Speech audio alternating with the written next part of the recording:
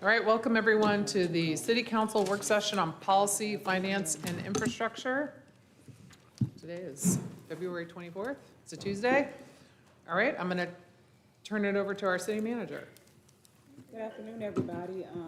We'll have several presentations for you today, and Jay Dundas, our assistant city manager, will facilitate. Thank you, Ms. Leslie. Jay Dundas, Assistant City Manager. I am going to not spend a lot of time up here talking because we've got a very full agenda today. The first item on the council, on the policy, finance, infrastructure agenda is approval of the last meeting's minutes. Do we have a motion to approve the last meeting's minutes? So moved. Second. All right, we have a motion and a second. All those in favor, please say aye. Aye. Any opposed? All right, thank you. All right, so the second item is, again, I'd like to get straight to business, is the Community Development Block Grant Disaster Recovery Infrastructure Implementation. I'm going to hand this over to Bridget Herring and to go through this presentation. Good afternoon, members of council. As Jade mentioned, my name is Bridget Herring. I'm the recovery coordinator with the city of Asheville, and I'm here today to talk to you about the infrastructure allocation from the Community Development Block Grant Disaster Recovery Funds. This is not to be confused with our steady state Community Development Block Grant Funds that we dole out every year. This is specific to the outcome from Tropical Storm Helene, and it's specific to disaster recovery. So for the remainder of the presentation, I'm going to refer to it just as DR because it's quite a mouthful to say every time. So the key takeaways from this presentation today are that staff is recommending that we utilize the infrastructure allocation to fund 3 projects.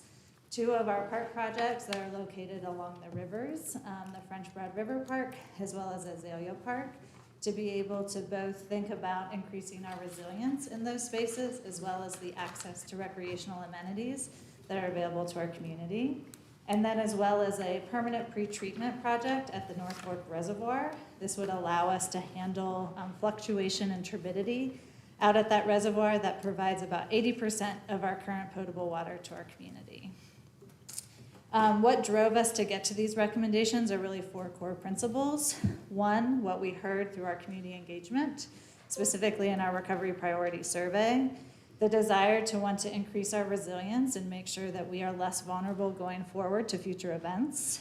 To be able to find out where we can build back better, recognizing that some of the recovery funding that's available to us doesn't quite meet the mark on that. And then how do we leverage this resource as well as others to minimize additional costs to our community as we recover from Tropical Storm Helene? We recognize that based on this recommendation, we're going to need to find additional funding for other recovery projects, and we've heard some feedback on that and are going to go through one of those examples through the presentation.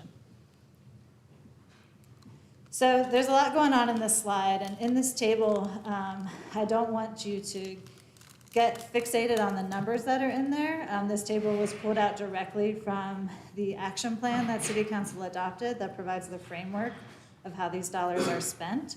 But what is highlighted is kind of the estimate of the unmet need in relation to how much we have in our current $225 million allocation to fund that. And I think the important thing to note is that we have about 1/10 of what we estimate we need.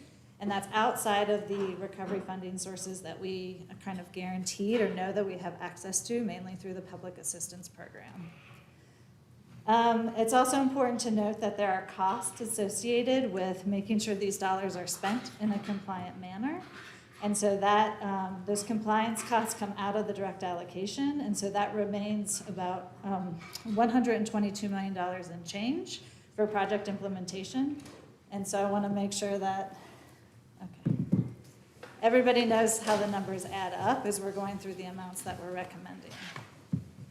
And that these disaster recovery funds really have to tie back to a national objective, mainly benefiting our low and moderate income community members. It needs to tie back to the storm and the impacts that we felt. And that it's funding of last resort, which means that all other federal funding needs to be exhausted before we utilize these dollars. So this is a refresher slide for a lot of you, but for those of you joining us at home that might not be as intimately familiar with our recovery, there's a number of funding sources that are available to communities following a presidential disaster declaration. And I think about this as like a stack, right? So there's like the foundation at the bottom, and then you move on towards the top. So FEMA PA stands for Public Assistance, is funding that's available to us through FEMA that's specific to just what was damaged from the storm. We want to take full advantage of that funding. We want that to go as far as it can, and then we can see what we can layer on top of that.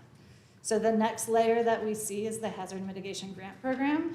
This is a competitive FEMA funding source. And what's really important here to note is that it has to be cost effective based on those grant parameters. So examples of things we can do with this funding are like riverbank restoration, retention ponds, but it really favors engineered solutions with that cost effectiveness requirement because it's thinking about how much water can we store, how much water can we move. It's not really taking water quality into account, which is where we see a lot of benefits from like green infrastructure projects. Then we think of putting CDBG-DR on top of that, and that's our most flexible funding source in this realm, and that's where we can see the opportunity to both address environmental restoration, so getting that green infrastructure in the projects, or canopy reforestation, and also you can think about what are the amenities that are being provided. You're not specifically tied to what was damaged. You can add on to that in that experience. And then there's grant sources on top, and this one can be kind of flipped between CDBG-DR or on top, depending on where it comes into play. But obviously, most grants, the funding source, the grantor decides what is eligible under those projects, and we think about it as gap funding. Like, what are the community priorities, what's missing, and how do we seek those opportunities to fill those gaps? So this is a little snapshot about how did we get here. So in early January of 2025, we did the Helene Recovery Priority Survey, where we asked our community what was important to them in terms of thinking about long-term recovery. We utilized that feedback to then drill down more specifically into the allocation areas of the DR programs to say, what does that mean specifically when we talk about infrastructure? What does that mean when we talk about economic revitalization? What does that mean for housing? And that's what really informed, again, the action plan that you all adopted that said, what's the framework for how these funds can be spent? Then we get into the nerdy side, where staff takes that and comes up with the program manuals to make sure we spend the dollars in alignment with both the action plan, but also with the federal regulatory requirements. Within that program manual, there's one for each program. There's evaluation criteria about how projects that apply are selected. Within that evaluation criteria, it's also important to note that there's a section called Soundness of Approach that talks about how community engagement is utilized during your project in alignment with existing plans. So there are points for that within that criteria. So this is just a snapshot of some of what we heard during the Recovery Priority Survey. What I want to draw your attention to specifically is that there was really strong support, particularly for water infrastructure projects, and a focus on resilience. There was a focus on not just putting things back exactly as they were, but making sure they were safer and in a safer location, and a commitment to that environmental restoration. So making sure we're hitting on some of that when we think about this funding source. So now I'm going to run through each of the projects that we recommend funding. Just going to orient you to the slide because they all are set up in the same way. So the graphic on the side with the building blocks shows the funding stack that we're utilizing to fund these projects, starting with what we consider our base layer and working our way up. So with this Parks project, which is French Broad, we're talking about maximizing the public assistance to repair what was damaged, applying for hazard mitigation to figure out how can we make sure the mitigation strategies are comprehensive along that project area, knowing that FEMA only pays for the very specific damages. They don't think about the whole parcel. And then recommending that we put CDBG-DR on top of that for what can we do to build back better, more resilient, environmental restoration, access to increased recreation.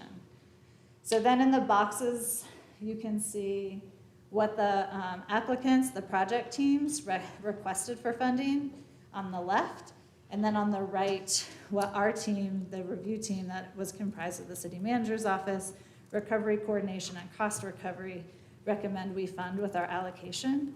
And then the check marks are where they got credit during the evaluation. So the French Broad Park project came in rated highest during our evaluation, and you can see some of the additional pieces of why it kind of rose to the top.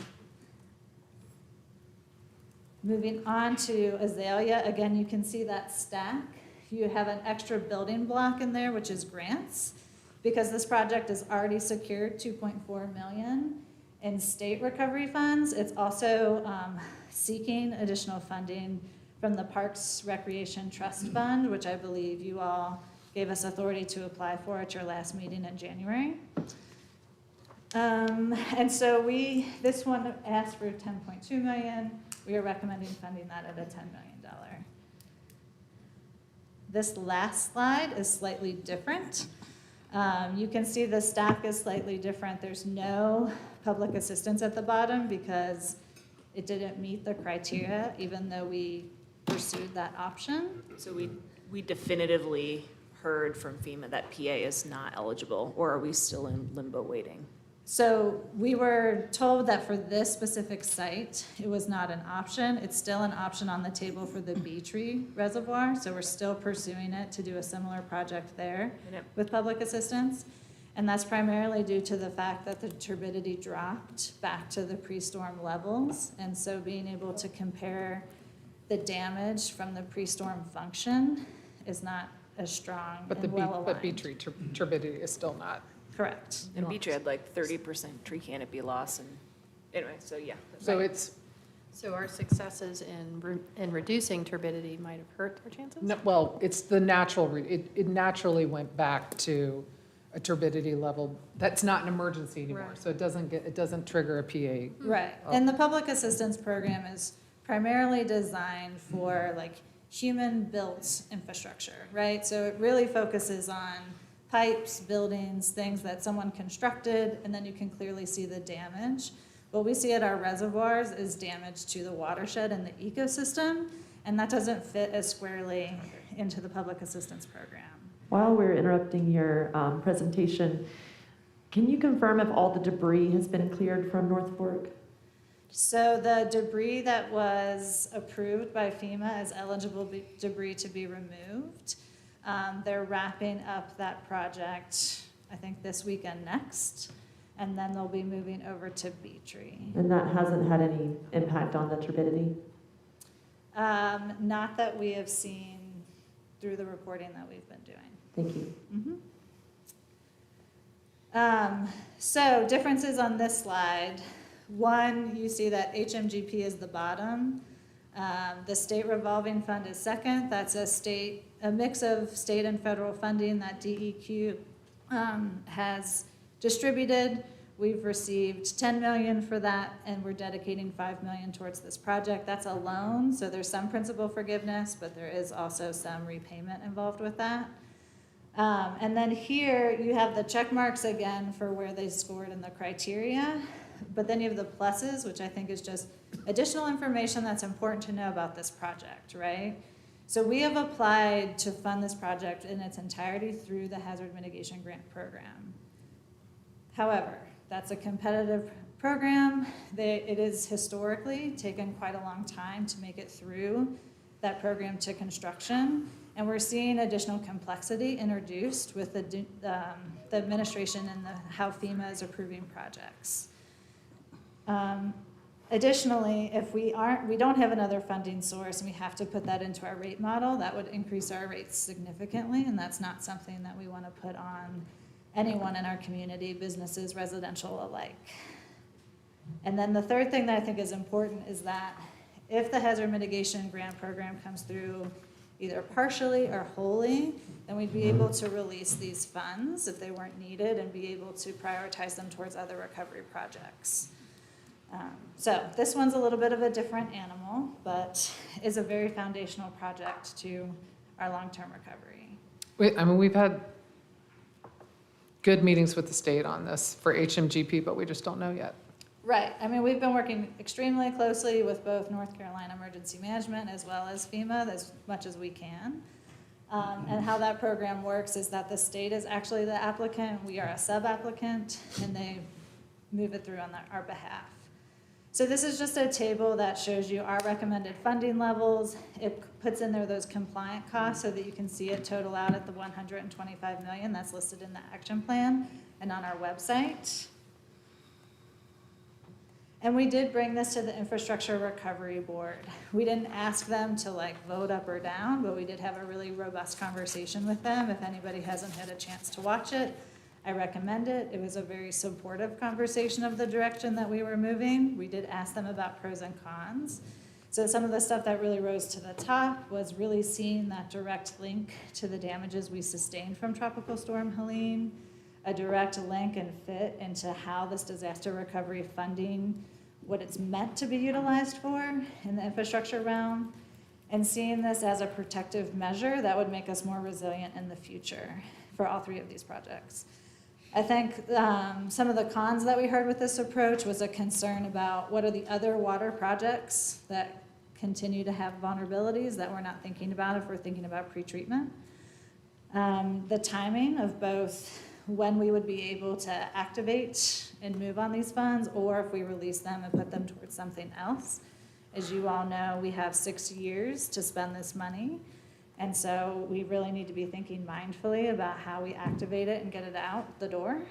And then lastly, a recognition that other recovery projects would need to find other funding, and not really understanding kind of what the universe of those projects were.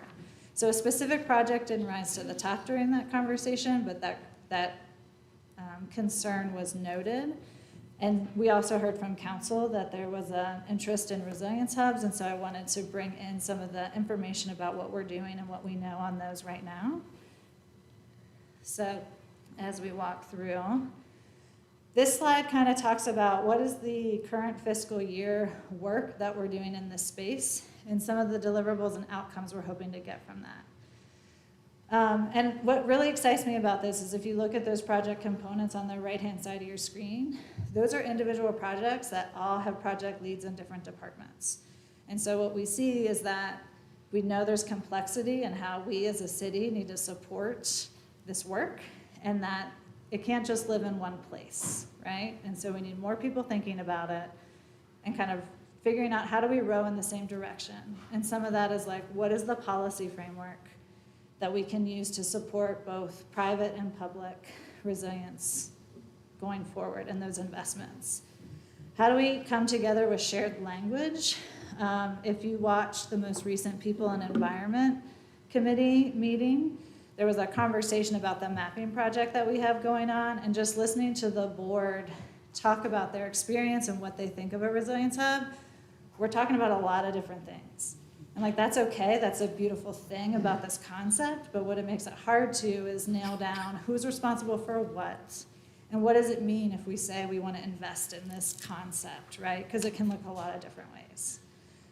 And really understanding what our role is, both in the development of it and the maintenance of it, so that we set ourselves up for success and we have a clear vision of how to move forward as a city and not get in the way of the community-led work that's happening, because that's the last thing we want to do.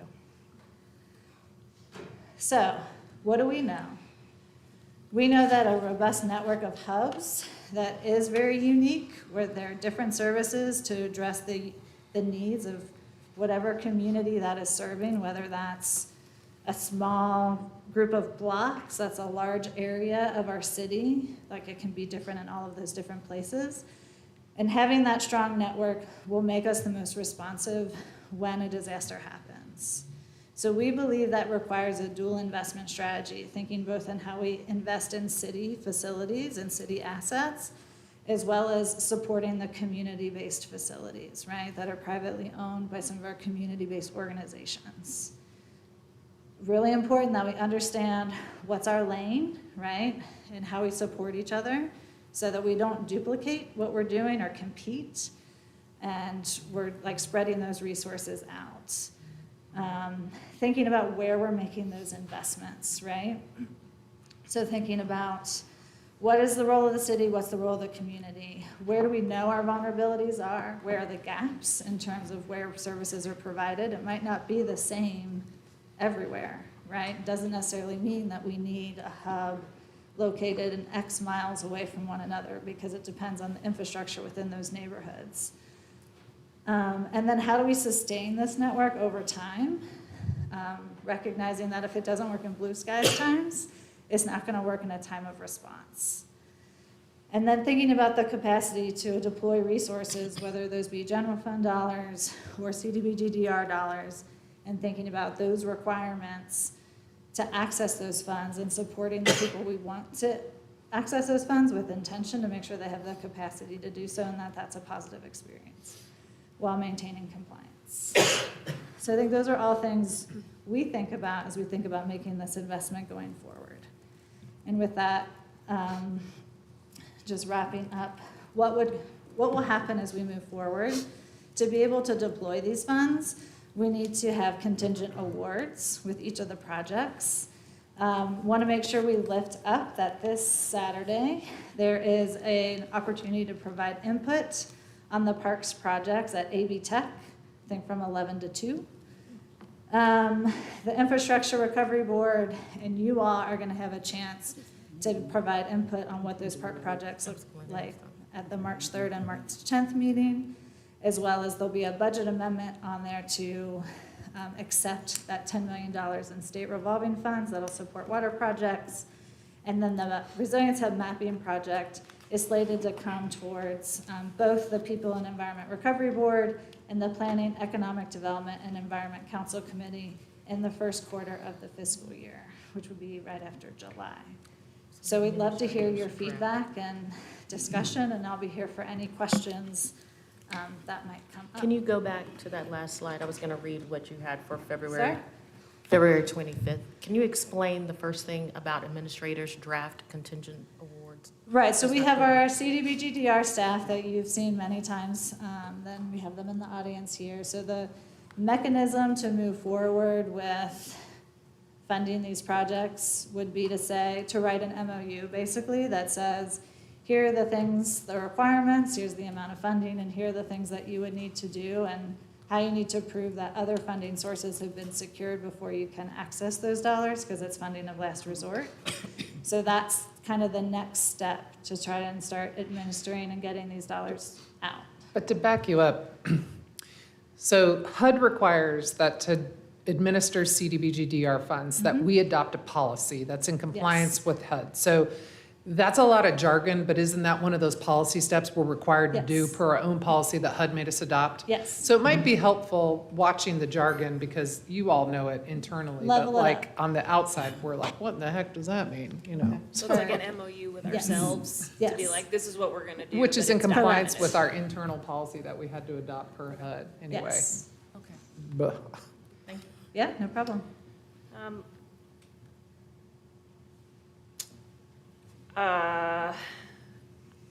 We had a robust discussion about resilience hubs at the last PEDE meeting.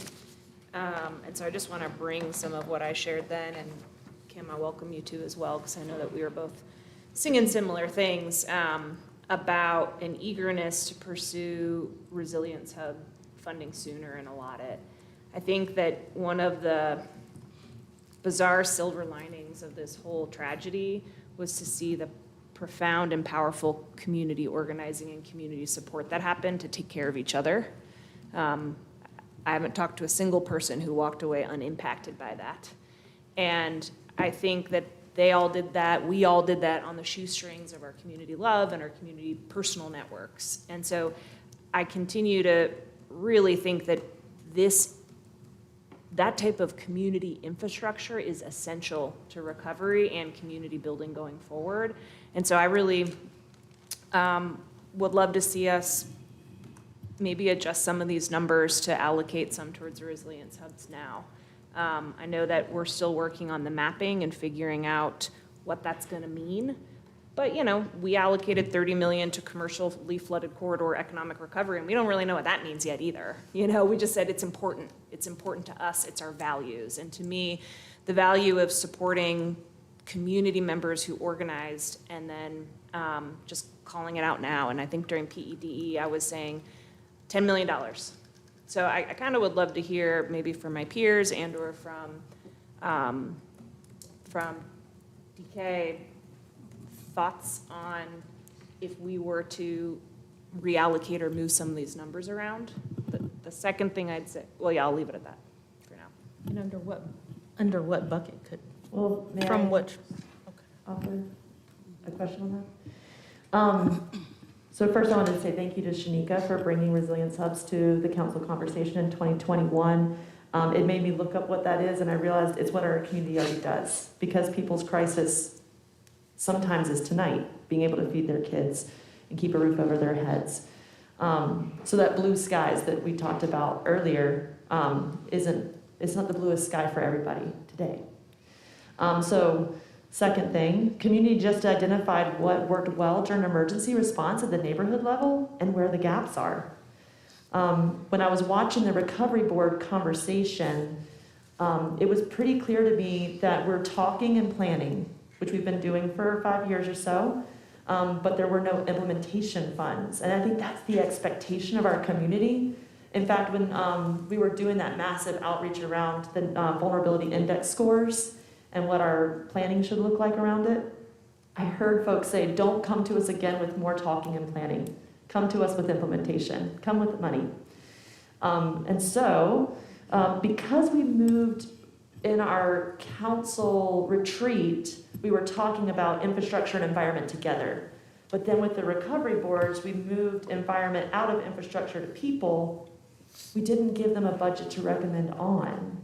I don't think that was the intention, but we only have 3 buckets of funds and we have 4 recovery boards. So I don't think we intentionally left out Resilience Hub funding, but based on our PEDE conversation and my conversation with the city manager, I don't think we should pull funds from North Fork. I think we need to look at the park funding and see if park staff has some recommendation. Tying it to the vulnerability index scores will help with the LMI and focusing on the neighborhood plans. With 6,900 survey respondents, over 70% named food security as a top priority. That's not a surprise to me. So if we can layer in pulling something from this pool of funding, I think it'll go a long way to building public trust, but I would kind of be curious where staff lands on that. Yeah, I'm happy.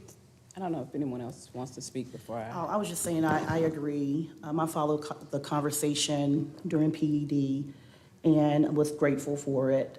But looking at the funding we've already allocated, I threw some ideas out to DK about how, in my mind, we could shift some money around so we'll have enough to seed into the efforts of implementation. But I'll be interested in hearing from staff because I think you all would have a better idea of where it is most feasible to trim. $10 million is a great start. And if we can get at or a little under 10 million, I think that's a good seed to move forward. All right, thank you, council members. I think Bridget was pretty intentional in her presentation and walking back so we can see the journey that we took to get here. You know, at the beginning, there was a lot of listening, and that's how the consolidated plan was developed. That's how the program manual was developed, and also how the criteria was developed to make the selection for these fundings. And so we're committed to listening. The criteria was used to make the funding recommendations, and then we took it to the recovery board, and we listened some more, right? We listened to the feedback from that board, and what we heard is a concern that there were other recovery projects that might not be funded if we allocate all these funds. And then we're here today to listen some more to you all. And so what I heard loud and clear even before this meeting was a great majority of the council members actually want to reserve some funding for resilience hubs. We don't know what they look like. They can take a variety of forms, and there's a process underway now to try to help us as a city make some decisions about that. And so in talking to staff, I think we feel pretty comfortable that Resilience Hubs does fit squarely into our infrastructure recovery process. We did not have an application for resiliency hubs because there's so much planning that needs to happen. So I would ask that you allow staff to consider your feedback, take that feedback and take it through another objective process to figure out where funding can be pulled to support this. I know $10 million was a number that was suggested, but I want to make sure that we are being clear that we need to make a seed allocation for resilience hubs. And we feel pretty strongly that there's going to be some funds that come forward from HMGP.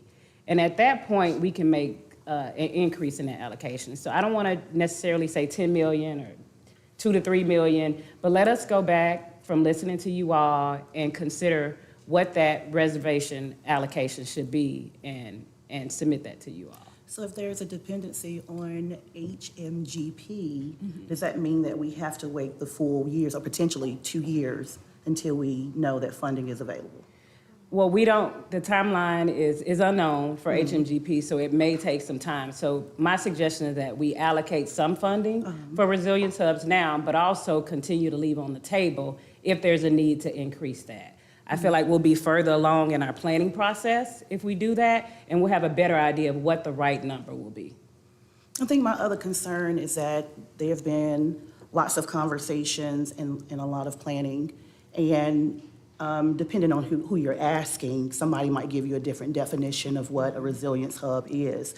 And I think our aim is to do our best, but I believe sometimes we get too sophisticated and we continue to build, and then we have analysis paralysis.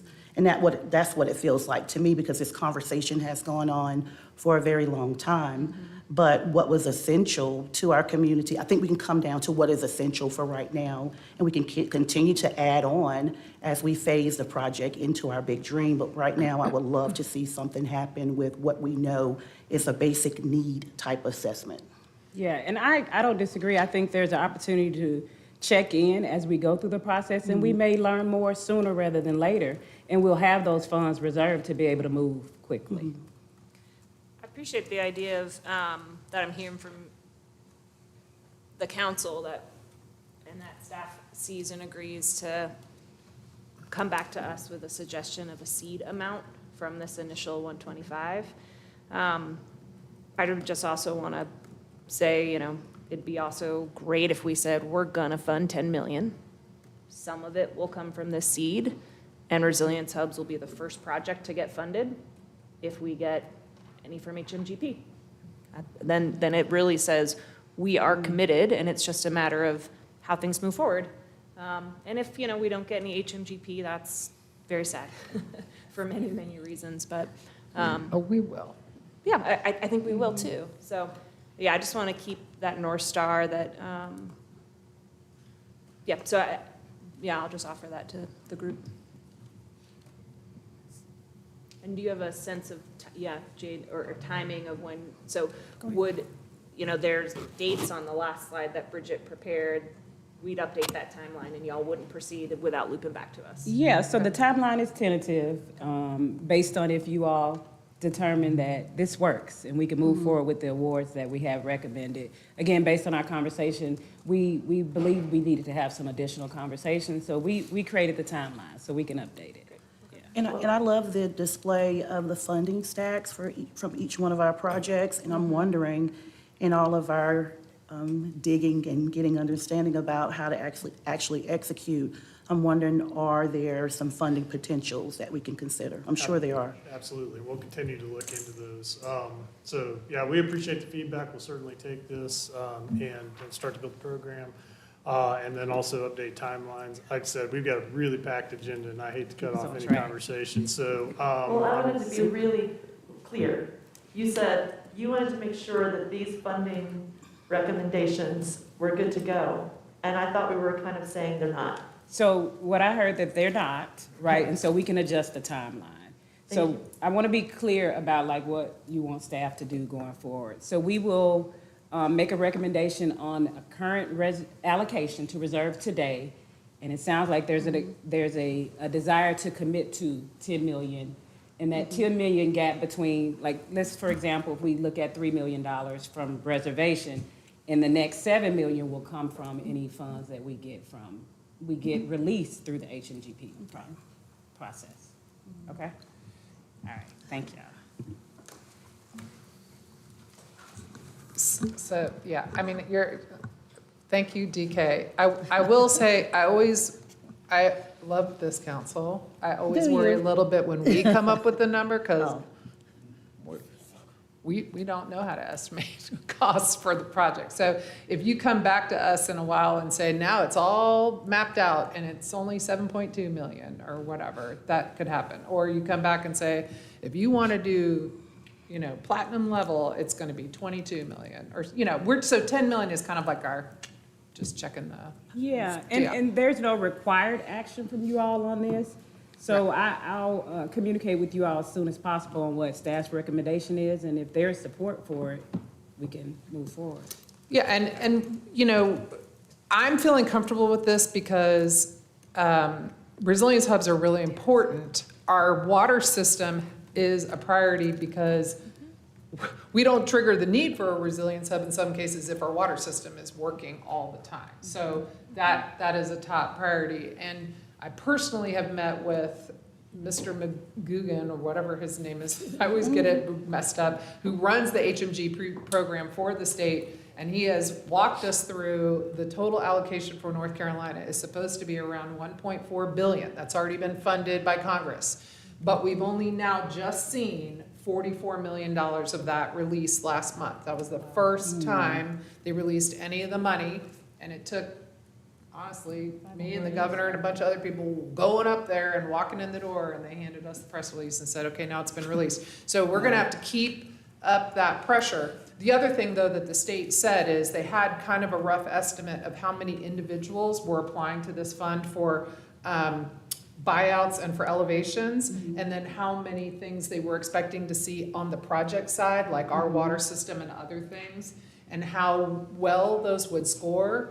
And they were pretty supportive of the idea of our water system requests, that they liked those projects for this fund, that they hoped and thought there was going to be funding available. There were some other projects that they were telling us about that were coming from other communities that weren't really a good fit. They were just sort of saying that as an example. That's why they thought this money would be available, but it was too soon to tell. So knowing that we're a strong applicant for those other projects for that funding through HMGP, I feel good this is all going to land in the right place personally. So I'm committed to keep working on that and go get all the money so we can do all the things. I just want to let the public know that on Friday, the 27th at 8:30 a.m., there's a Western North Carolina Resilience Hub Network Summit at Harris Cherokee that we can attend, and you can give your feedback.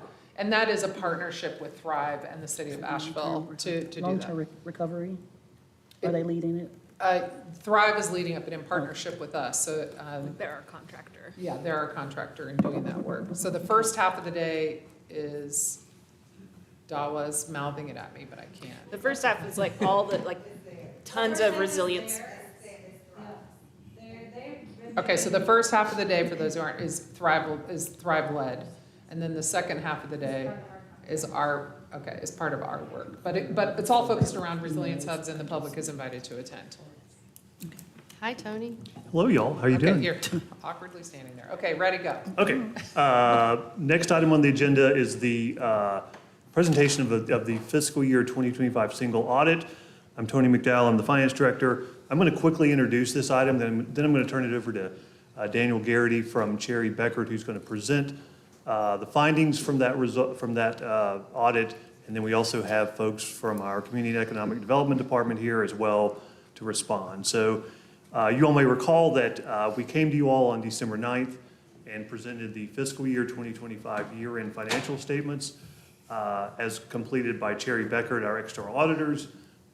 Those financial statements were completed in November and presented to you all in December. The audit opinion that Cherry Bekaert issued on those financial statements was the unmodified or clean opinion, which is the highest level of assurance. And again, this is just a reminder of things we shared with you all in December. We also shared with you all in December that completion of the single audit portion of the audit, which focuses on our grants, was delayed this year due to the federal government shutdown. which led to our auditors not being able to get the required information they need to complete that audit. They did eventually get that information, and they completed our single audit on January 23rd, 2026. And so they're here today to present the results of that.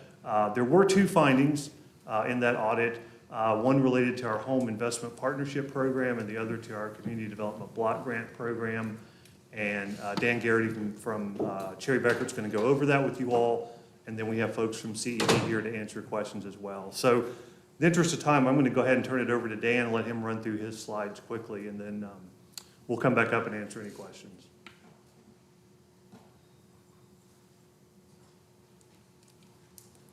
Thank you for having me here again today to talk about the single audit piece of the audit. So just as Tony mentioned, we did issue our financial statement audit November 14th, and which we audited the financial statements with an unmodified opinion, also known as a clean opinion. We did complete our audit as it relates to your uniform grant guidance and state single audit implementation. So this is all your federal and state funds that you monitor and look over. We issued an unmodified opinion on financial statements, but we did have an unmodified opinion on majority of our single audit procedures, but we did have one qualified opinion as it relates to the subrecipient monitoring in the home grant. I'll go over that in a few slides here, but just to give you a little bit about that is just when we modify our opinion, it could be a qualified opinion, an adverse opinion, or a disclaimer of opinion. Qualified opinion means we found something that needs to be corrected to make this, it's a material non-compliance in our determination. An adverse opinion is the program as a whole is a material non-compliance. There's rampant in terms of pervasive issues throughout the whole program. And disclaimers, we just don't have enough information to even give an opinion on. In terms of internal controls, if we find something that we deem to be material error, we need to deem that as a material weakness. And then anything below a material weakness, but still important for us to make you aware of, would be deemed a significant deficiency. So these are the federal and state programs that we looked at this year. We looked at the Community Development Block Grant. We looked at the Federal Transit Authority Cluster, the Home Grant, the disaster grants that you had received this year, and then PAL bill and state cash flow loans. So out of our testing for that, we had two of the programs where we had findings. The first one being the home program, which resulted in the qualified opinion. This was related to subrecipient monitoring. So for your home grant, about 25% of that grant is passed through to a subrecipient to fulfill the program. The other 75% is in-house and what you do as a city with that grant. For the subrecipient monitoring, there was no monitoring that took place during the year. So because there was no monitoring, we could not assess if there was or wasn't any non-compliance for the given year. This isn't to say that you had non-compliance. This isn't to say the subrecipient spent those monies in any way that would be questionable. But in terms of our audit of the city, we can only look at it from that perspective. And we can say that because the monitoring didn't take place, we have to identify them as question costs. It will then be you to go with the federal agency to determine if you have any money to pay back, or if it determined that there was no payback required. But as a result of this, we determined we had to give a qualified opinion as it relates to the subrecipient monitoring, and it's our understanding that really what happened here is this has been done in the past in previous years, subrecipient monitoring, but it had kind of fallen through the cracks in a given year with also staff turnover. The next finding we have here is related to community development block grants, our last one here. This is more related to reporting of subrecipients items that you've received. There's a report that you need to file with the federal government that says how much you passed through to a subrecipient. It's really just more of a check the box report that needs to be done. There's no real financial information on that report other than you just pass through the funds. You're reporting that to be clear and transparent with the federal government who's getting those funds. But so we deem that to be a significant deficiency, but not material non-compliance. With that, questions or? Actually, I think, let me run through our follow-up slides, and then we can have Dan back up for additional questions as well.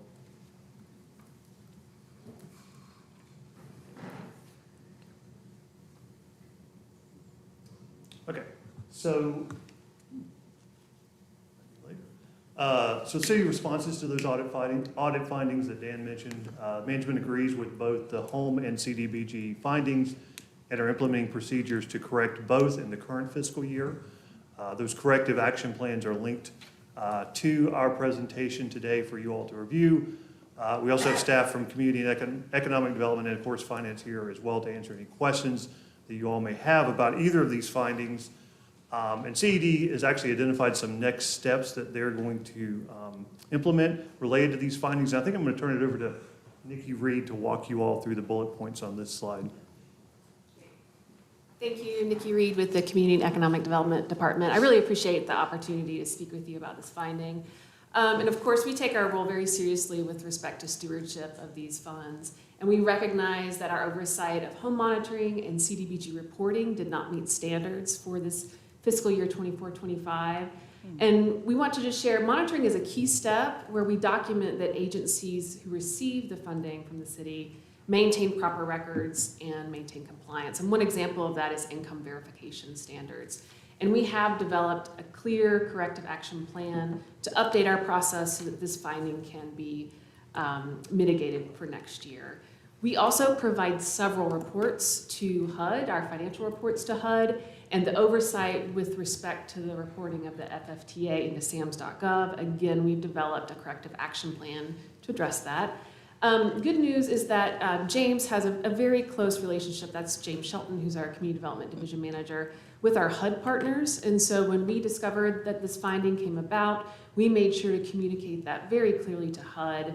And we have verified that these proposed corrective actions meet their standards. And so again, we just really acknowledge that last year was certainly an extraordinary year as we undertook our recovery initiatives. But now that we are at capacity with our staff, we can ensure that monitoring and timely reporting are completed. So I'm happy to answer any particulars, but again, I'm committed to really resolving this for our next fiscal year.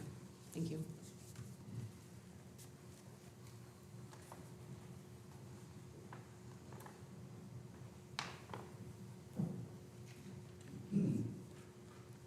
And so that's all the slides that staff have today. I'll come back to the key takeaways. I won't read through those again in the interest of time, but happy to answer any questions you all might have.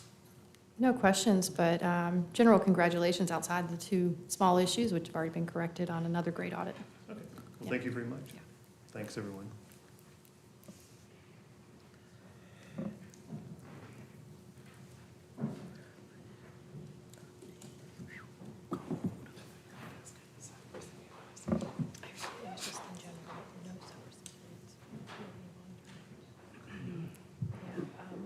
Good afternoon.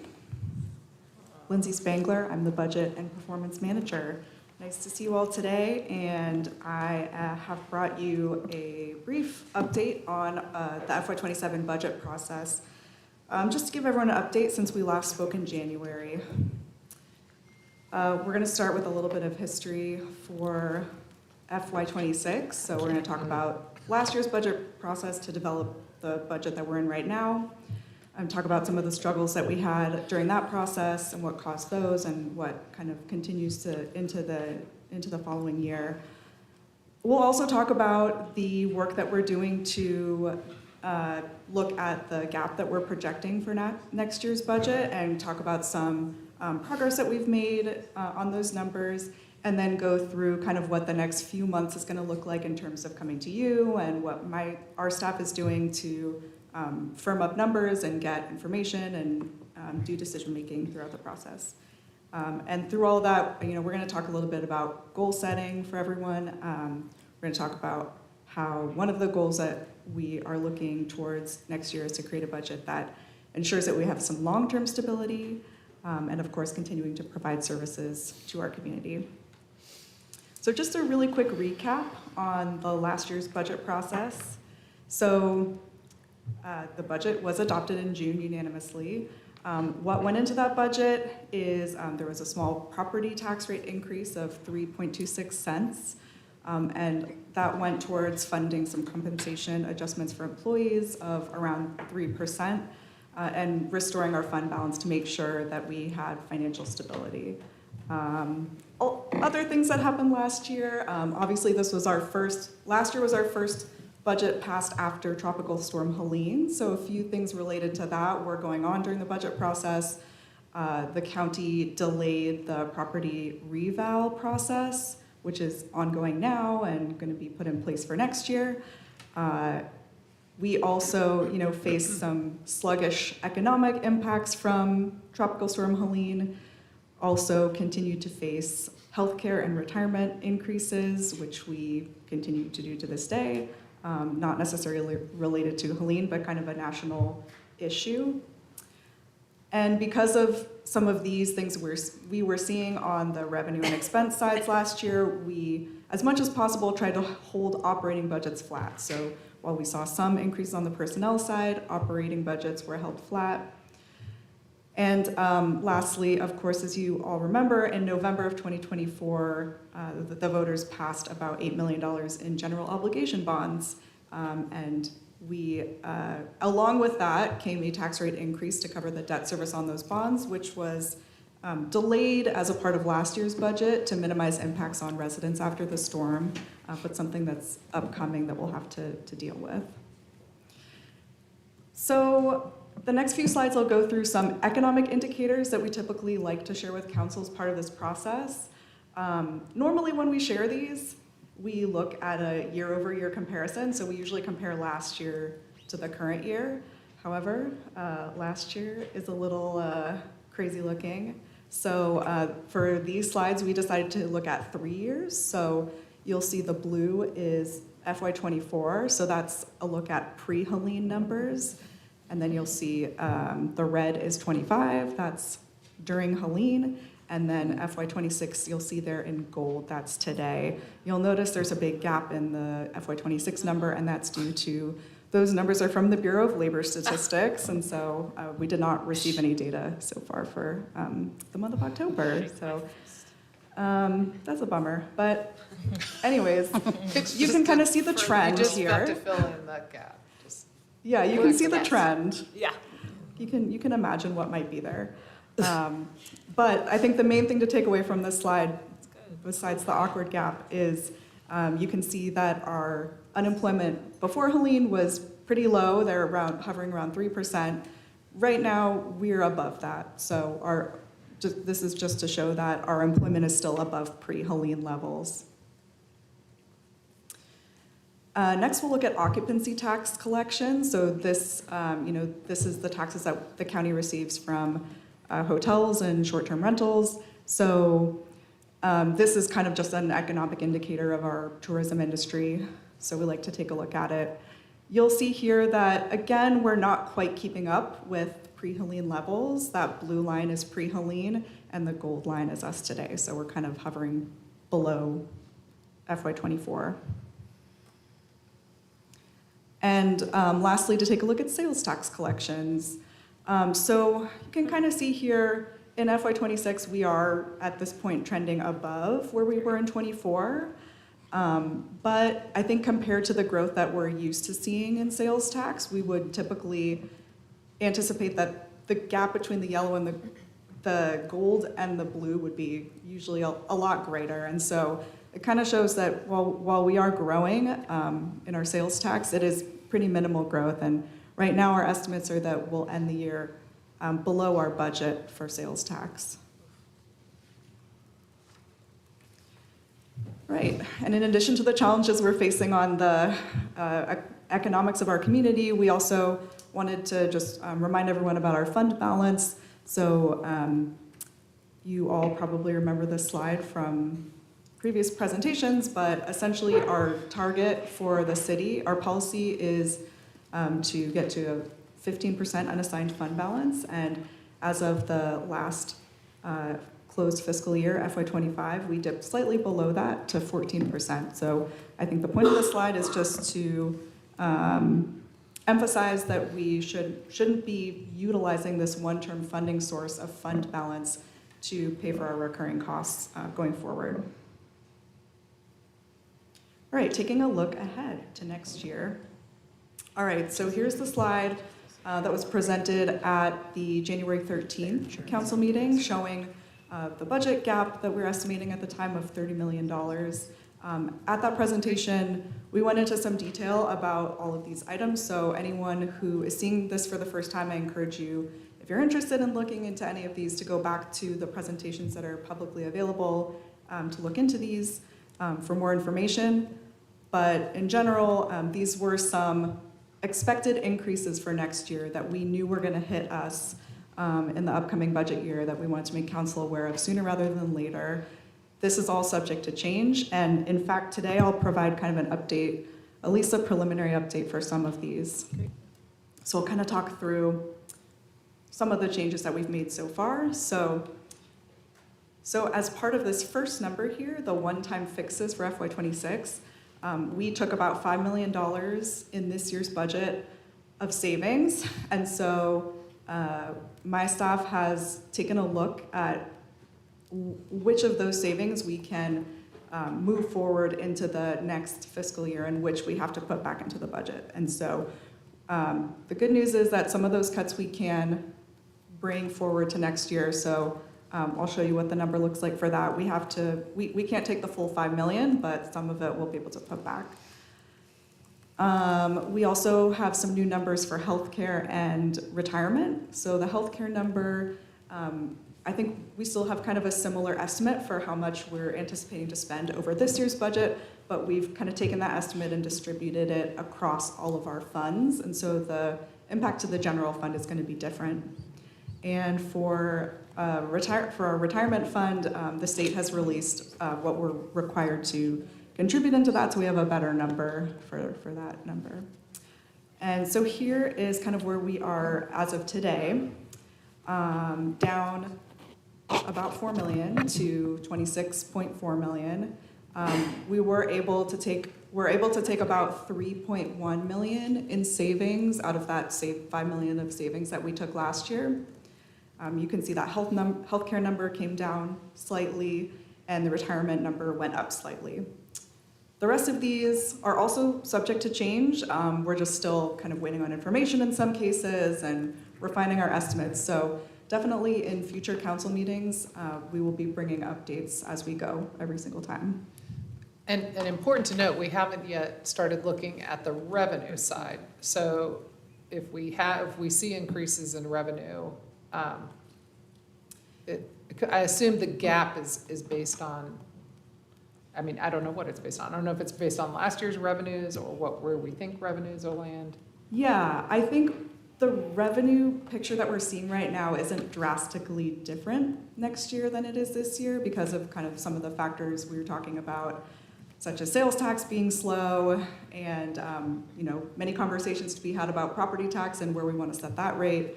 But you're correct in that next time we come to you, we're going to start really weaving revenue into this gap number a little bit more so you can kind of see more of the full picture. Is this a good time for a suggestion around that or a question? Sure. Or do you want us to wait till the end? Well, I was curious, one thing that came to me when we were looking at the charts of sales tax, occupancy tax, these are really good, useful tools to measure things that are hard for us to touch or manipulate. But I wonder if there is some way to collect and organize and portray information around the things that we do impact. Like, did we see any major multifamily complexes come online that are producing new property tax revenue? Or, I'm just trying to help tell the picture of what the city does do that we have control of that increases our revenue and add that to the story somehow. Mm-hmm. Just something to ponder instead of just the external. And that really builds off our last PEDE meeting. We got a quarterly update from Development Services, and we're starting to look at really a bunch of indicators to help us as we prepare for strategic planning to figure out what type of metrics we want to be following. And that was some of the conversation of, if we're trying to incentivize affordable housing and we're trying to incentivize infill development, does that have a revenue impact? Is it beyond just the great community benefit of our goals, but what is the impact to us as an organization? So I just support us thinking towards that direction, especially because I know that the TDA does a good job with their data, and so it's available data to show us the tourism impact. Got it. But really tying our policy decisions to the impact on our budget can be really helpful for us as leaders. One of the things that came up at PED when we were looking at the permitting and kind of starting to dig into the conversation around vacancies and why projects get stuck. After our conversation about what it might look like to expedite some of the projects that have already been through technical review, design review, zoning review, how can we come in better and more efficiently as a partner to get some of those projects across the finish line could also be a factor. And I have been talking with local partners to see what the barriers are as far as CDBG-DR funds versus, say, the housing bond funds. But I am curious about a couple things. At the ABC board meeting this morning, staff let us know that they're helping businesses to wind down that are preparing to close. What wasn't clear is how many bars and restaurants will be closing that don't make it through this winter. What was clear is that the economic recovery funds didn't come out in time to help. But I was wondering, because some of my colleagues are talking about one-time revenue options, how are we looking at the legislative agenda for this year? I know we don't have a state budget and everything's kind of jammed up over in Raleigh, but what is our legislative agenda looking like as far as advocating for revenue? And are we having a staff-to-staff conversation with the county about something like getting dedicated transit funding on the ballot? Because that would make sense to me. If we're going to have one-time revenue, then we should have a long-term strategy, because one-time doesn't help us with ongoing expenses. Thank you for the question. What I can say to preface this is that we are currently in a bit of an odd time for the General Assembly. They really should be completed with their current session, which generally happens once the adoption of a budget has occurred. As you have stated correctly, that has not occurred. I suspect it won't occur anytime soon, so the end of the session is really up in the air. What is coming next is going to be a short session of the General Assembly. There is always an allowance for some bills, either general or local bills, during the short session, but they're often very restricted in terms of what we can put forward. Historically, we have occasionally done legislative agendas in short sessions, but oftentimes we feel it may not be worth our time since we have such a limited scope of the kind of bills that can go forward. But we are already beginning to talk amongst staff about what some of the items would be, including items that would enable new revenue sources for the next available legislative agenda. What we can't yet say is whether or not that would be appropriate for the short session or the upcoming long session that would follow. In fact, I've had meetings today on transit funding, on transportation funding, and that staff is already looking and thinking about some creative options to bring forward. I met last week, had the benefit of an invitation to go to Raleigh, so I took it upon myself to speak to some of our local delegation, specifically about reinitiating some of the conversations that were taking place around dedicated transit funding as well. So a lot of those talks are taking place, and we plan on beginning to coordinate both with staff, with our delegation, and with council to formulate its next legislative agenda when those allowances are made available to us by Raleigh. That's really helpful, because I know that for example, the transit contract going up $3 million, that's because we have a for-profit model. So if we, in conversations with community advocates, we're looking at moving back to a transit authority, does that number change? And should we next month be looking at a multi-year contract or a one-year contract while we make changes? So this is both on the revenue side and the expense side, especially because it was close to 10% of the gap. Yeah, the good news is that that contract has the ability for amendment. So if we move forward, we can make amendments if new revenue sources become available. I think that's well within the capacity of the agreement that we're putting together for that. So we're going to reserve that right and continue to see what options are available through the legislative process. Thank you. Brad, I remember last year when I was advocating for variable revenue sources from Raleigh, and I met with the lobbyists. They said that we can only do that every other year. Is that what you mean by like the short session and the long session? That's probably a more articulate way to say it, Councilmember Hess. Yes, so the General Assembly rotates between having what they call a short session and a long session. The long session generally is what it sounds like. It's much longer than the short session, and it allows for a much wider availability or spectrum of kinds of bills that you can advocate for. Oftentimes in the short session, they will only say we're only dealing with budgetary fixes or a few minor things like annexations. But in a long session, we don't have those limitations. So that's often when we put forward the most robust legislative agenda. And then on the transit side, I know I met with staff in December about our advertising and maybe working with Linamar and revisiting the idea that they had of getting easier ticketing, getting some digital billboards around those ticket spaces so we can get some revenue for our transit system. Where are we in that process? Not very far along in that process. I will say that we are looking at opportunities to diversify our revenue in all those different spaces, including that. Staff did share that there was some appetite to consider that, so we'll continue to look into that. Oftentimes it takes some time to get some new revenue generated. It may not necessarily help us for FY27, but we need to be looking ahead and coming up with some strategies that go further than, one fiscal year, so. I know the price tag for digital ticketing was over $900,000 to get it started last time, and that doesn't even begin to cover the cost for 3 years of revenue. So we would need some massive grants if we're going to move in that direction. All right, thanks everyone for the feedback. All right, so obviously this is the beginning. We still have $26.4 million that we have to make up, and so my team is working really hard to figure out the next steps, and we'll be coming to you over the next couple of months with options for you to consider. So we've been working with all departments to evaluate spending reductions. This may have service impacts. We are trying to look at lower priority programs to see if there's efficiencies that could be made there. We are looking really closely at position management because that is such a large part of the city's budget. Looking at vacancies that have been open for a long time, maybe looking into why those might be vacant for so long. Also looking to determine if there's places where resources can be shared either across functions or across departments. So we're looking wherever we can to find efficiencies.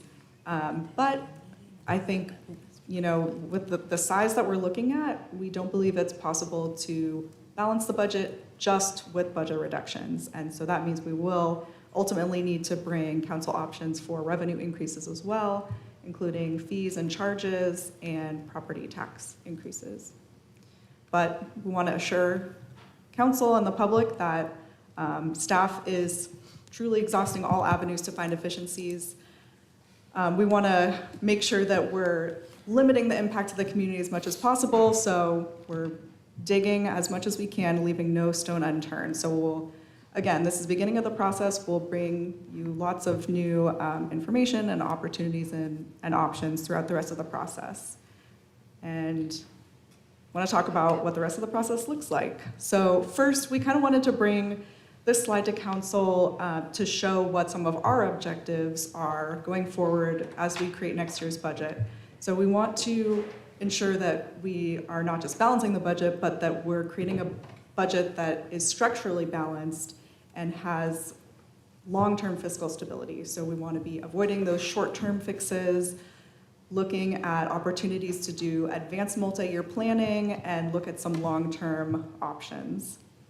Of course, we want to make sure that we're focusing on providing reliable core services to our community and making sure that we're keeping quality of life in mind as well. We also want to make sure we're prioritizing employees, and that's not necessarily just for employees' sake, but really for the whole community's sake, because if you have employees for the city that can be dedicated and great public servants, that is a benefit to the whole community. And of course, last but not least, Helene recovery, always at top of mind for us, so we can focus on building back as resiliently as possible. I'm gonna jump in on that one. I see that we're calling out core services, but I'm not seeing that we're talking about core infrastructure. And that just gives me a little bit of a pause. We've had budget years that are hard. I mean, we're Southern Appalachia. We've never been flush. And historically, the culture has been to defer maintenance, to defer maintenance, to defer maintenance, to defer maintenance, and to defer investment, and to defer investment. And we as a council have had countless capital conversations where projects come to us that once could have been 1 million or 10 million and are now 50 million or 100 million. And I think that's a really essential objective for us to be looking at in this budget as well, because it could be very penny wise and pound foolish to do this again, and then eventually someone's gonna have to pay. And so I also acknowledge that adding an additional objective doesn't prioritize what's here. But we deliver our core services through our employees. And so there might be a way to just kind of look at this and see where infrastructure lives. Because I could look at these objectives and anticipate you come back saying, all right, we're not doing any capital this year, and I think that would be really so bad. you're going on and on about this, but I baked into this, to me, is capital. So I think. What's a service? Yeah, I'm just waiting for the headline tomorrow to be, they're ditching capital, so Okay, yes. Thank you for those comments, Councilmember Altman. I was going to say something similar to what the mayor was referring to. So for us, for me, what core services mean, we need the infrastructure to be able to provide core services, right? And so it's included in that, so it's not an omission. And I don't think you will be adding, and we can just extend on that there. Great. Lindsay, I have a question for you. When we're looking at the list of expense increases that we're facing, what kind of additional information can I expect from staff? For example, when I see transit contract, 3 million, we've been saying each year that we don't have the funds to keep maintaining the plans that we have. And I'm not suggesting we cut transit or anything, but how will I know what the impact of that $3 million not being funded is? Will you be able to deliver that? Like, it means cutting this route, or is that information we'll get, or is this just, are we in a bucket choosing to continue transit as is, and therefore we must fund it? No, so thank you for the question. So the 3 million is, again, a ballpark, an early estimate. I don't have the information from the bids right now, but that would be the estimate to continue service as usual. And so if this council said, we can't afford to do that, how will I be able to gauge the impact? So in one of the future work sessions, we will talk to you about savings. And that will certainly be something that comes up in that conversation, since the general fund gives money to the transit fund. So that is something that we've asked staff to look at, because we've asked staff to look at everything. So it's hard to know. We're hoping to get to the place where we can bring concrete things for you to look at. It's hard to know right now because we don't know the cost of the new contract. It's hard to know, like, if you cut 1 million, then this is the service impact. But once things kind of firm up a little bit more, once we get a little further into the process and we see what council's appetite is to make changes to services, then we're happy to work with you to see what that looks like. Thank you. But are we still on track for March approving a transit management RFP? So we will have some numbers, right? I think In soon. a couple Yeah. weeks? Yeah. But before you go further, these are our budget objectives and what we're going to be working towards with you all, but the slide is here so you can tell us if something is missing. So think about that as we go forward, and at the end of the presentation, you can provide us with some feedback.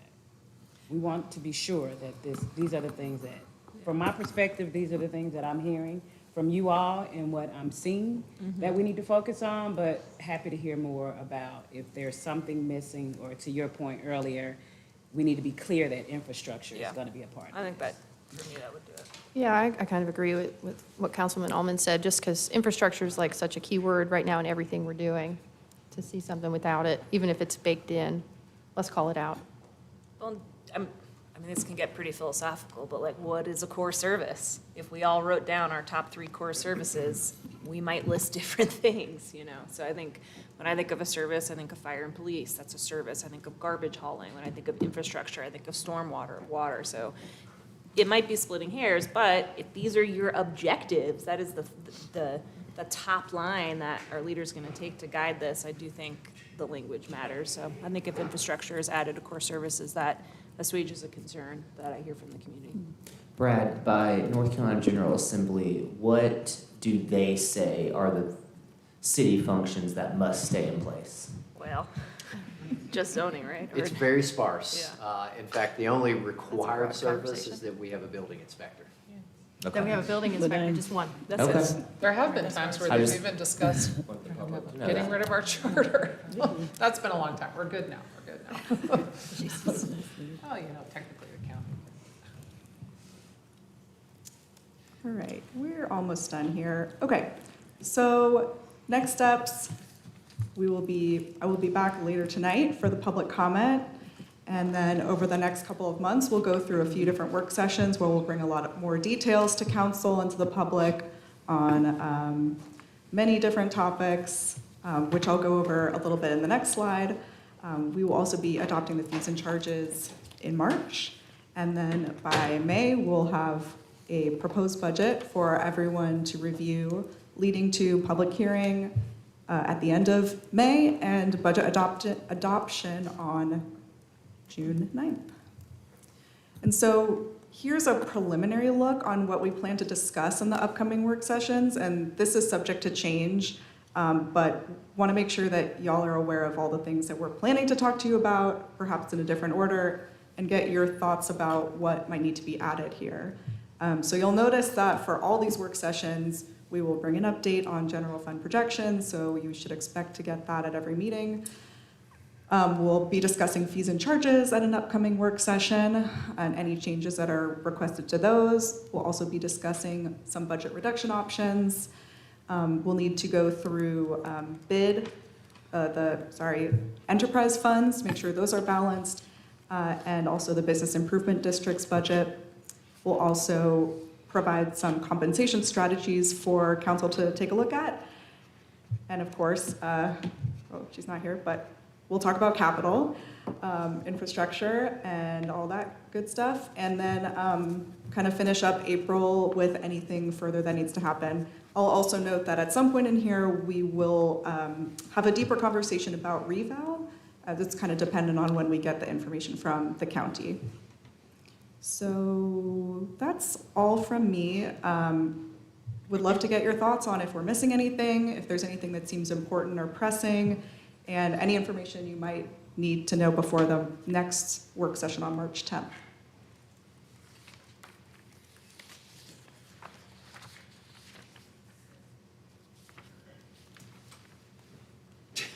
Thank I you. mean, I'm just really looking for that potential I'm going to revenue. insert myself. She's like, can I walk away?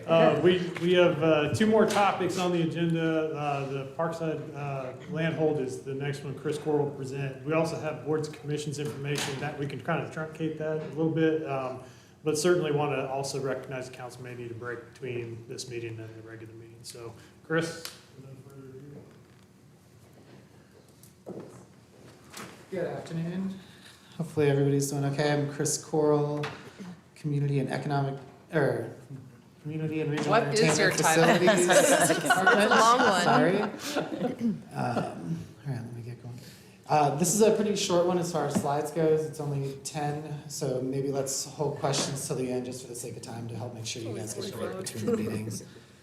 So, key takeaways to take away from this presentation, the city-owned property known as Parkside, which we'll show in the presentation later, has been targeted for mixed-use development for about 20 years.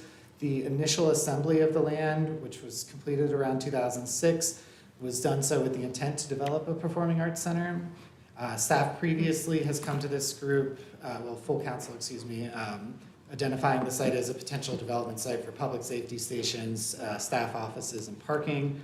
We're also identifying this site now as a place for a mixed-use public-private partnership development, which would include an arts and entertainment facility, parking garage, and public safety station potentially.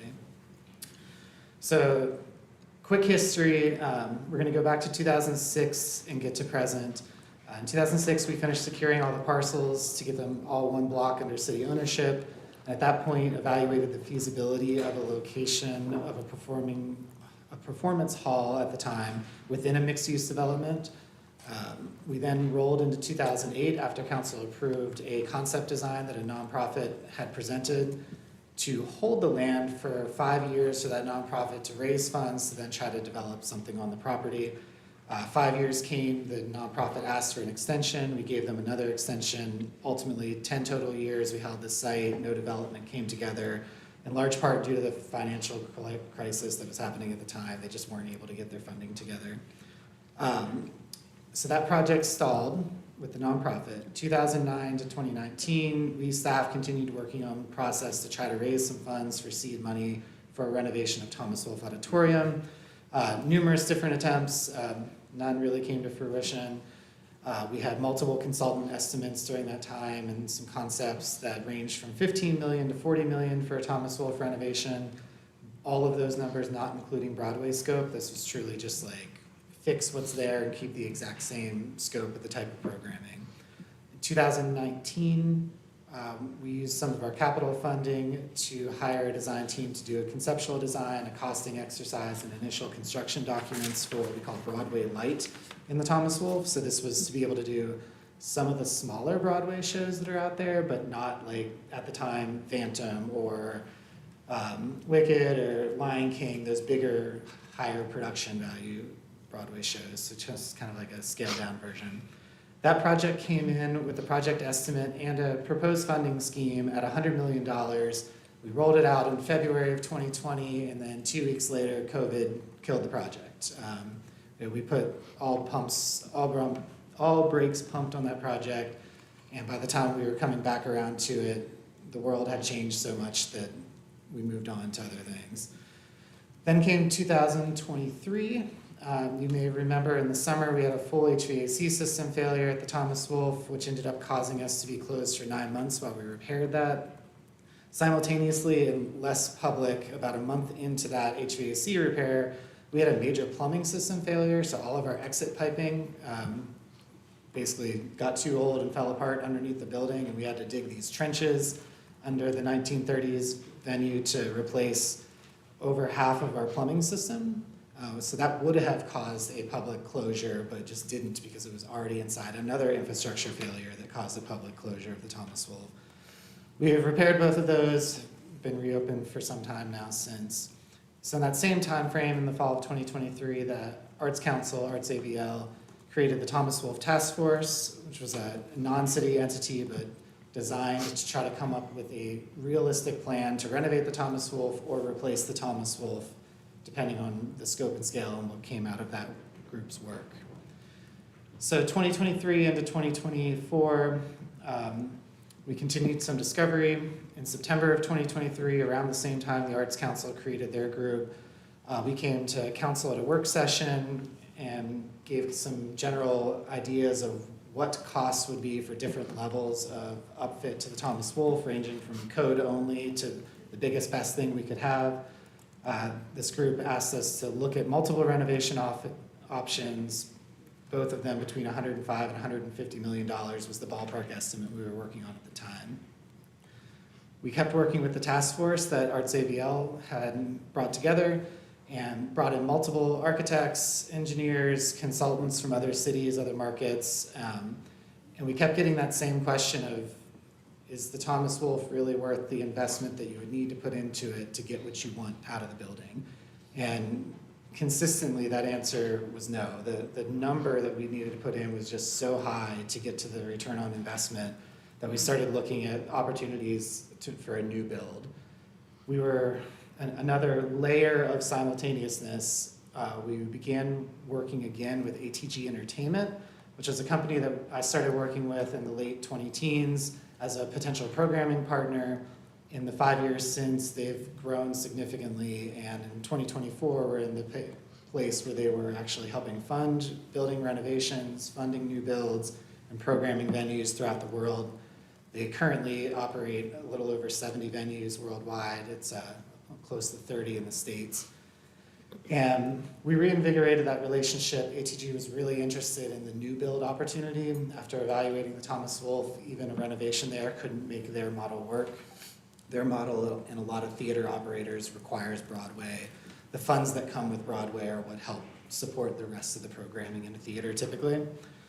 So we worked on a draft letter of intent with ATG Entertainment. We had it lined up, ready to sign in September of 2024. We were actually planning to bring it to council in October of 2024 and announce it publicly. We all know what happened at the end of September. Hit pause on that. I'm getting really good at right before big problems, being ready for things. So we told ATG, hey, we're gonna have to wait on this for a couple years. Come spring of 2025, Economic Development Association announced the disaster supplemental opportunities, which this project could very well apply for and be granted funds from. So we reinvigorated ATG. They were ready to go at the table. We got a draft memorandum of understanding put together. Our then city manager, Deborah, signed it in late July of 2025. We announced that in August of 2025 and began moving forward on a pre-development process with them. So that was a total of $160,000 commitment, $80,000 from us, $80,000 from ATG to do this discovery work. So that steps of discovery, Sound Diplomacy is a consultant group that was hired. They're doing a cultural and economic impact report, and we used a volunteer architecture firm to help us with some site selection that donated their time to help with the project. Now we've moved into 2026 and we're anticipating our impact study from Sound Diplomacy to be delivered in the next couple of weeks. It should be next week or the week after. And we've identified a target site. And how we got to that site was we asked this architecture firm, we said, hey, find us 4 sites downtown. The only parameter that ATG had was it must be walkable to hotel, retail, restaurant. That was their big thing. So it made the River Arts District challenging because there's not a lot of overnight stay opportunity there. And South Asheville works, but they really liked the walkability of downtown. So we asked that group to look at 4 sites downtown. So we got to this site, which we've known as Parkside. It's a total of 7 parcels, about 2.4 acres, give or take. This site rose to the top because of the 4 that they found in downtown that would fit a 2,500-ish seat theater. It's the only one the city already owns and operates. The other 2 were private, and one of them was actually already under development with the mixed-use project. The other was owned mostly by the county, and they have some plans for that parcel long-term. As this group probably knows, the parcel is not directly associated with urban renewal, but it's directly adjacent, like right across the road. And therefore, it's in an area that's been impacted by urban renewal.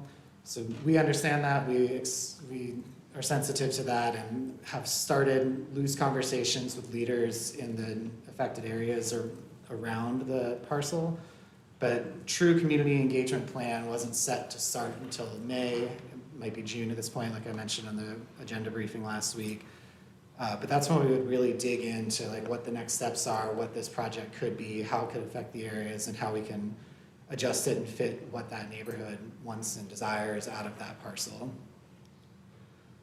So potential space use for what this project could be. And these are all, other than the 2,500 seat main performance hall, like everything is kind of like can be, should be, could be, but isn't for sure yet.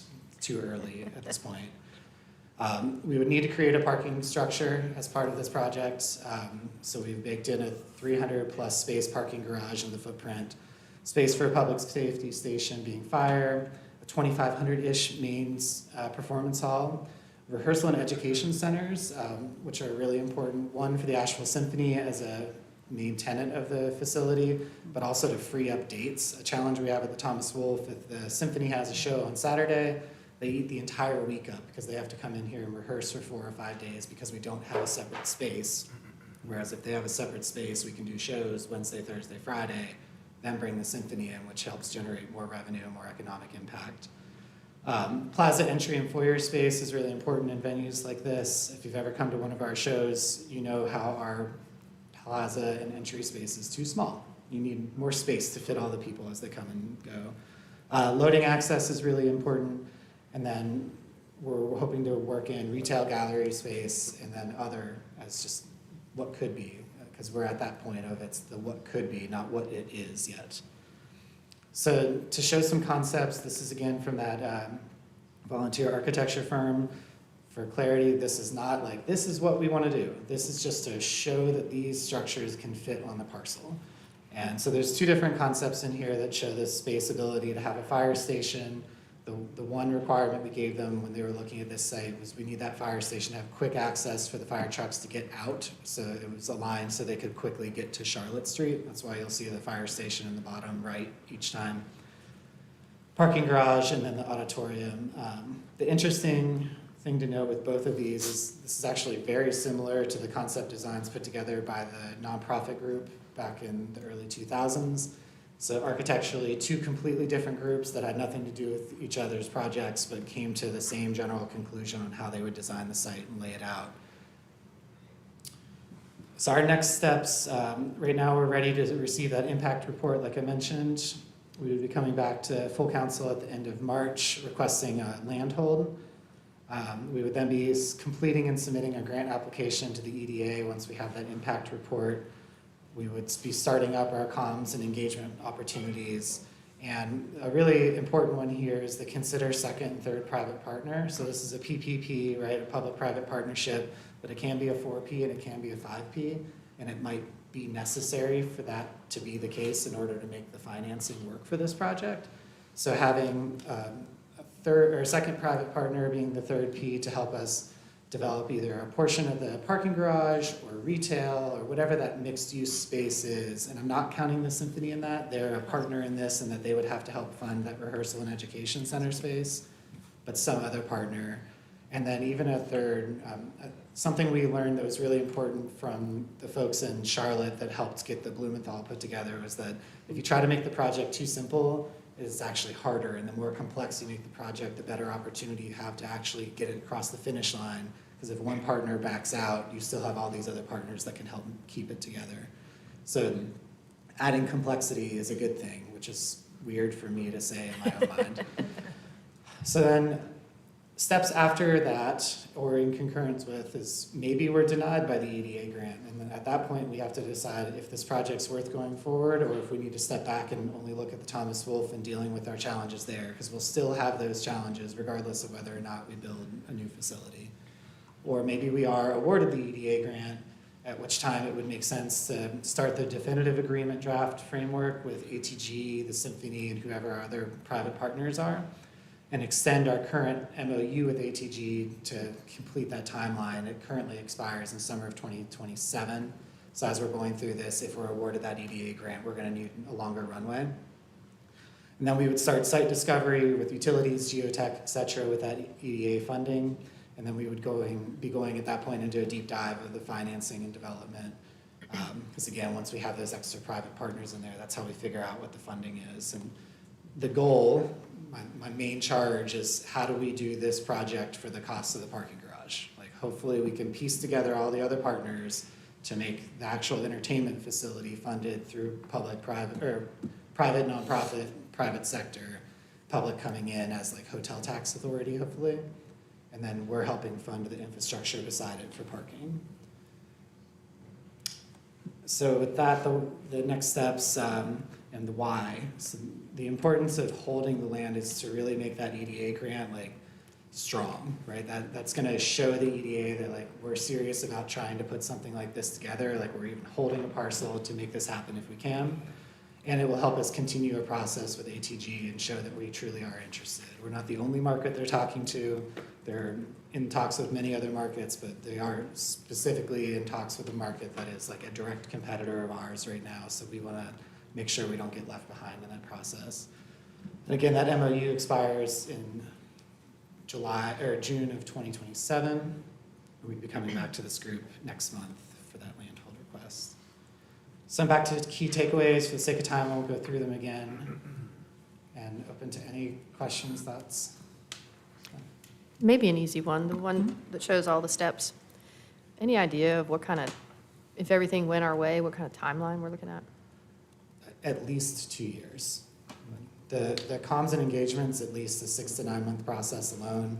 And then the pre-development work's gonna be another year. And if we get to the point that we're doing concept design and rolling to construction, concept design's gonna be 6 months alone. And then as you work through construction documents, so that even really sounds hopeful, so it's Yeah. probably more than 2. it's Okay. definitely, it's a runway. Yep. Yeah. Okay. So, I guess the symphony will have to tune to the very dissonant on purpose but key of A flat. I was a little curious because when we were talking about the bond funds a couple of years ago, there was a conversation about a police training facility at this location. So is staff already resource mapping where that would go instead? What I guess I'm saying here is like we have an opportunity of a significant amount of funding from the private sector to help put this together. We don't have funding yet for the public safety training station. So we should continue down this path to follow the opportunity. And if that doesn't come together, the parcel is still there and ready for these other things that are still currently unfunded, but can be working down the same pathway. Okay. When I'm resource mapping the number of public and private facilities, like just to name a few, the 6,000 capacity that UNCA is talking about, the 5,000 capacity that Orange Peel is building, our McCormick Field's gonna have new uses. And then if we're keeping the Civic Center and the Thomas Wolfe, we're building a new performing arts center, and Salvage Station is coming back. This is a lot for our community to keep up. So I'm thinking ahead to maintenance for the next 20 years. And it's really common for cities to provide the supportive infrastructure for our arts and culture economy and ecosystem. So what does it look like for workforce housing and parking and a downtown circulator to connect residents, workers, and visitors? Sidewalks, because you brought up the walkability. I wonder, is the city still at the table with UNCA? Because Broadway on Broadway was a conversation. And if it's not still a conversation, how do we continue that conversation? Because the walkability, the greenway, the existing land, our comprehensive plans mention Broadway. UNCA currently isn't working towards a performance center anymore at the moment. I shouldn't say anymore. I'm sure they're long-term, they want to get back into that space. But more importantly, our private partner, ATG, is not interested in that site. For the walkability to restaurant, retail, hotel. To existing businesses, Yeah. okay. And then the term of agreement for ATG, I've heard 40 to 50 years. They are willing to sign a long-term lease and operating agreement up to 50 years, yes. Okay. I can imagine supporting keeping the conversation going as far as the land, just from my position. But I want to ensure that our economic development partners in the neighborhood at the block are at decision-making tables, including around displacement risk assessment, economic development, education opportunities, and parking demands. Because when I was meeting with the Symphony and talking about their parking issues, there's existing parking issues in the block already. So if we're not building, not just for the capacity of what we have now, but also growth, then I don't want us to end up behind, because ultimately we're not ready with the downtown circulator yet, so people are gonna have to have a place to park. Yeah, the concept parking garage that's in the model we're working on is a little over 300 spaces, which is about 2 and 2/3 the number of spaces that currently exist on the parcel. So it does increase it, but you're also bringing a lot more people into the area. 2,500 seats, but how many parking spaces? 350, or up to 350 in the one on the parcel, but you also have parking garage, county. And if you think about it, at the arena, we have about 800 parking spaces and a 5-block radius for 7,000 seats. Yeah, So so when I'm attending Symphony, I'm looking at the demographics are folks who don't walk long distances, and they're also talking about youth programming. So a lot of folks end up parking in the private deck, and it's really expensive when they're visiting the block. Yep. So I think that'll come up. And if we have our partners at the table, then they'll be able to shine a light on what the lived experience and professional experience is like. Yeah, and I had a great conversation with someone the other day, but again, one of those second, third private partners can certainly be one of the groups in the block or another group that represents similar interests, right? Like, there's a lot of opportunity on that land. It's, it's open, right? It can be built in any way, shape, or forms. And how we've treated it with the symphony is like, yeah, everyone has influence on what this project could be. But if you want to have like development influence on what would actually be built, like square footage influence, if you can help bring funding to the table, like, let's talk. There's no reason that we can't add on to the project as long as we can help find funding together. The only thing I'd say to that is, I have a lot of thoughts. How do I compartmentalize them? Yes, if there's partners who can help us fundraise, that adds to the complexity and therefore a little bit more of the resilience. And we've been investing in building the block, a project that we've been committed to for multiple years. And so I just want to make sure we're not lumping that effort into like, they're going to need to be the same as a private partner, because I think it's very different. We have established council and community priorities in support of the economic livelihood of that block, and I think that's a different thing than a private partner. Yeah, I would agree. Do we Two have concurrent. this cultural and economic impact report? Does it include conversations with the block and the neighborhoods? No, when it says cultural, it's more like the needs from an art space need, as far as like the missing, what programming in the art space is missing. So it does not, it's not cultural in the sense of like diversity and different ethnic groups. This is like, there's a lot of potters, there's performance music, there's some performing arts, but only small, like it's hitting that space. So they're definitely, there's more study to come, which would need to happen as part of that community engagement plan. This is more the economic case, and we specifically gave them the EDA grant application and said, help us write something that looks really good for this. So in order to be competitive in an EDA grant application, you've got to have a supporting study that shows an economic impact on a community. So that's specifically, it's kind of focused narrowly on that. The full community? It just is supposed to, I think it's sort of a generic in the sense that it looks at what's the economic impact of a performing arts center in a community, or specifically ours. It looks to the county lines specifically.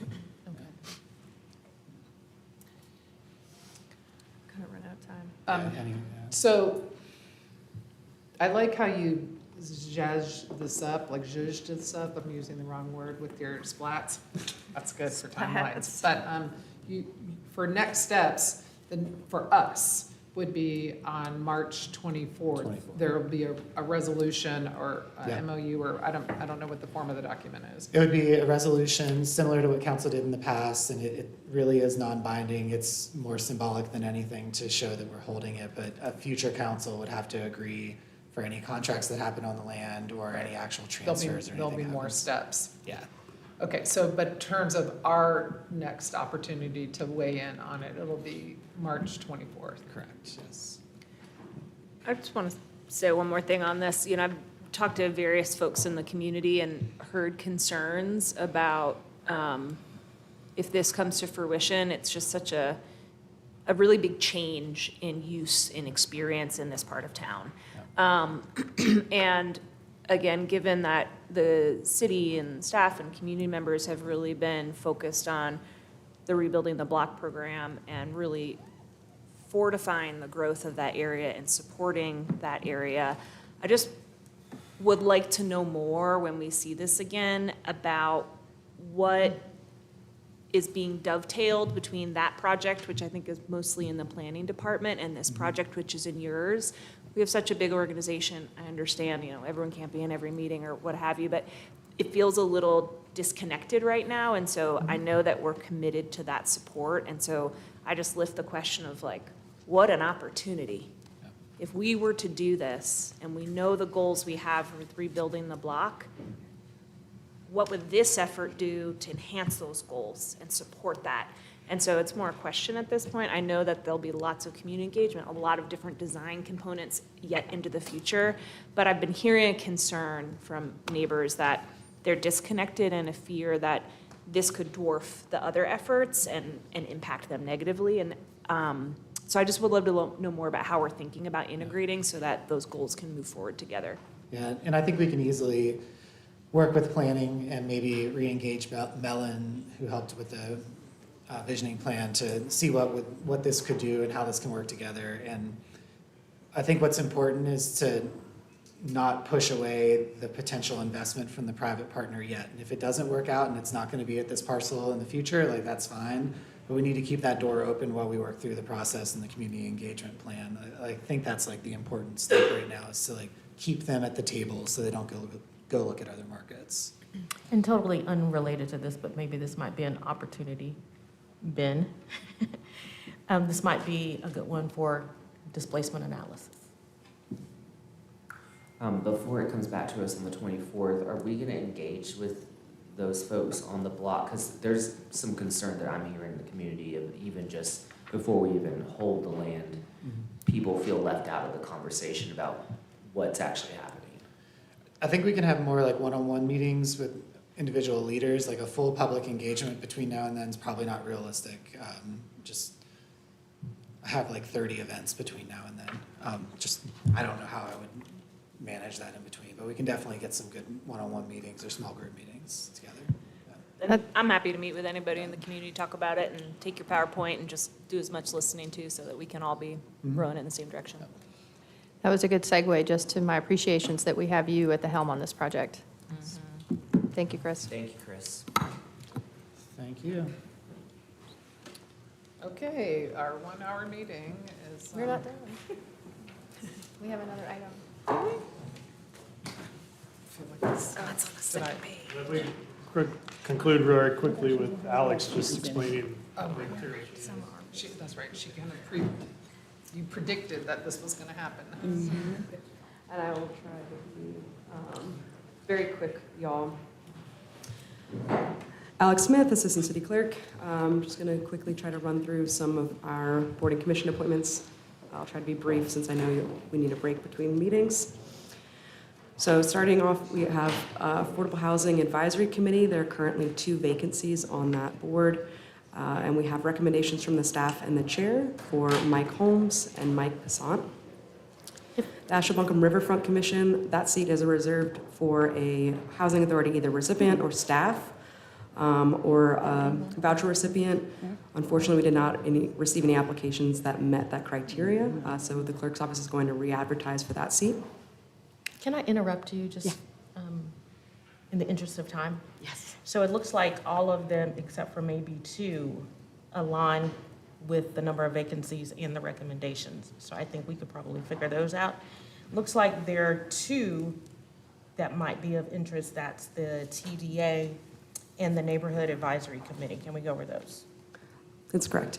Yeah, so the Buncombe County TDA, that we do need council direction on whether or not we were going to conduct interviews for the potential applicants.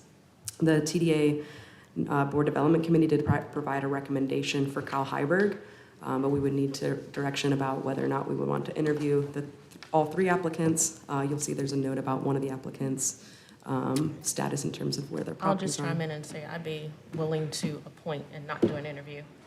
For TDA. For TDA. Yeah, I second that. To appoint and not interview? Yeah. Any reason why? Just because the person that was recommended has been vetted by the board pretty substantially. I'm the ex officio. But just a thought, keep that in mind for the meeting. The business meeting, go ahead. Sure. And then for the Neighborhood Advisory Committee, the chair provided a list of considerations rather than a specific recommendation for the potential applicants. So that would be the other potential conversation that needs to be had by council about whether or not, or which of these applicants you would want to choose for those different seats. A lot of those seats for the Neighborhood Advisory Committee are reserved for members of specific zip codes. So you'll see noted on their applications that you have access to which sheet they applied for, as well as where they live and reside and what zip code they reside within. The notes were pretty extensive, and because NAC isn't meeting regularly, I wondered if council might consider leaving this vacancy open so we can continue to do recruitment where there's not neighborhood representation. Which vacancy? NAC, I agree. There are 4 vacant seats. Well, they're not meeting regularly, and so when they're talking about, like, we still have a lot of areas that aren't covered in the applications, we could leave them open because they're not meeting right now. I have my 2 picks for that committee, though. There are 4 picks. Oh. There are currently 4 vacant seats on that board. Oh, I only have. And then there are, there's, some are by zip code, too. So I was going to suggest we look at those between now and a couple of minutes. So for like 28804, there's 1 application and 1 open seat. And then a couple of the people applied for the zip code and the full seat. So you get the same people. So for example, we could appoint for the 28805 and 28804, but leave the at-large open because, for example, we already have representation pretty strongly from Oakley.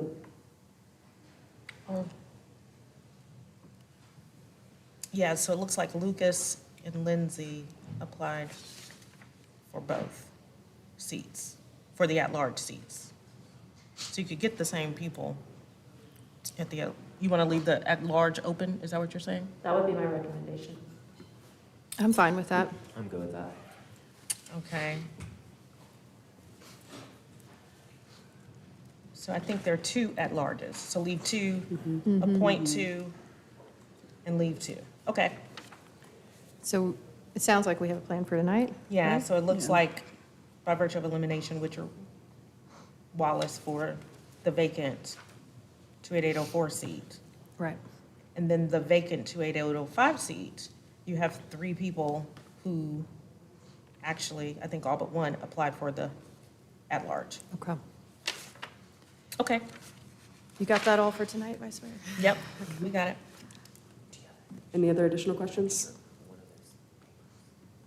No, I think Thank we're you, just Council. organizing our thoughts. Thank you. Thank you. All right, that's the last item on the policy, finance, and infrastructure agenda, and so we can adjourn. Thank you. Thank you. Thank you. No, we're not 10 minutes. We're adjourned.